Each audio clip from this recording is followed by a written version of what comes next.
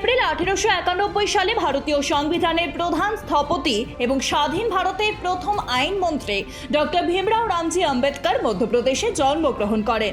এই দিনটি প্রতি বছর আম্বেদকর জয়ন্তী হিসেবে পালিত হয়। আম্বেদকরের নাম একজন সমাজ সংস্কারক হিসেবে ইতিহাসে লিপিবদ্ধ আছে, যিনি অস্পৃশ্যদের বিরুদ্ধে সামাজিক বৈষম্য দূর করতে এবং নারী ও শ্রমিকদের অধিকারের জন্য লড়াই করার জন্য তার জীবন উৎসর্গ করেছিলেন।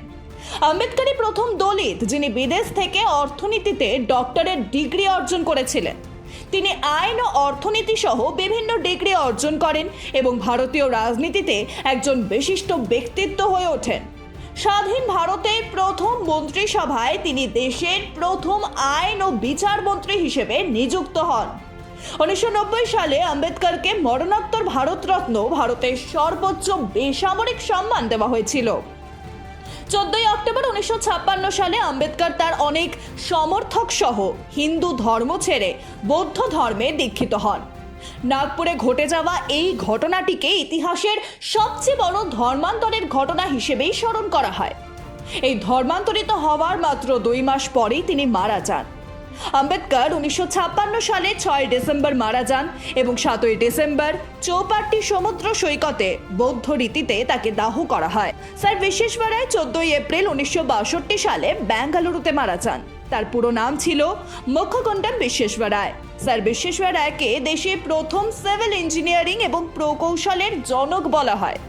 1968 সালে ভারত সরকার সিভিল ইঞ্জিনিয়ারিংয়ে তার অসাধারণ কৃতিত্বের স্বীকৃতি স্বরূপ স্যার বিশ্বেশ্বরায়ের জন্মবার্ষিকীকে জাতীয় প্রকৌশলী দিবস হিসেবে মনোনীত করে।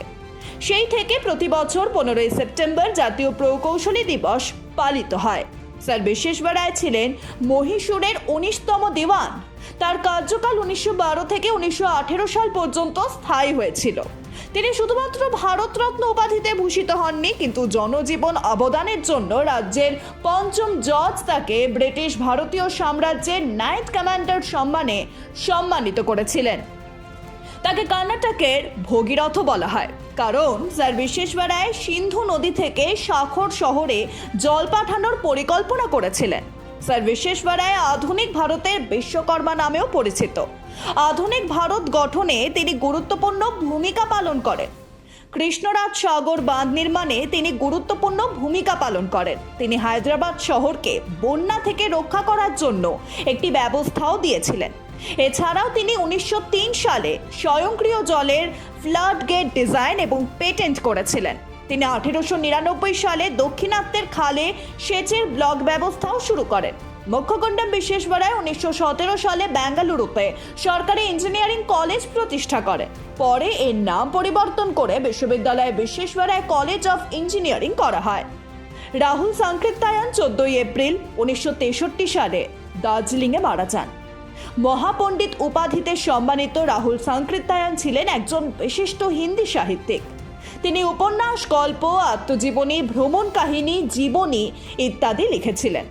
তিনি পালি, প্রাকৃত, অপভ্রংশ, তিব্বতী, চীনা, জাপানি, রুশ সহ বহু ভাষায় জ্ঞানী ছিলেন। রাহুলকে হিন্দি ভ্রমণ সাহিত্যের জনক বলা হয়। এর কারণ ছিল তিনি সর্বদাই ভব ঘুরেছিলেন। 1929 সালে তার বিদেশ সফরের সিরিজ শুরু হয়েছিল এবং তার জীবনের সাথে শেষ হয়েছিল।